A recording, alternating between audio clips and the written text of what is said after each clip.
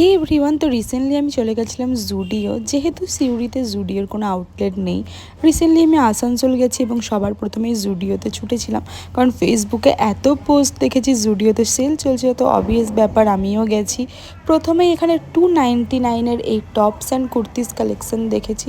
তারপর চলে গেছি 499-এর এই ওয়ান পিসগুলো দেখতে, যেগুলো খুবই সুন্দর ছিল। আর তারপর চলে গেছি আমি ম্যাক্সি ড্রেসের কাউন্টারে, যেখানে ছিল 799 থেকে এথনিক ওয়্যার লং কুর্তি এবং ম্যাক্সি ড্রেস।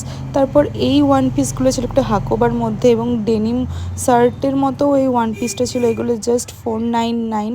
দেন এই কার্গো প্যান্ট এবং জ্যাকেটগুলো ছিল 499।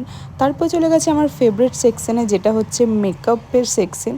আর আমার জুডিও লিপস্টিক প্রথম থেকেই খুব ভালো লাগে, তো আমি অনেকগুলো লিপস্টিক কিনে নিয়েছিলাম। তারপর চলে গেছি জুতোর কালেকশন দেখতে, বাট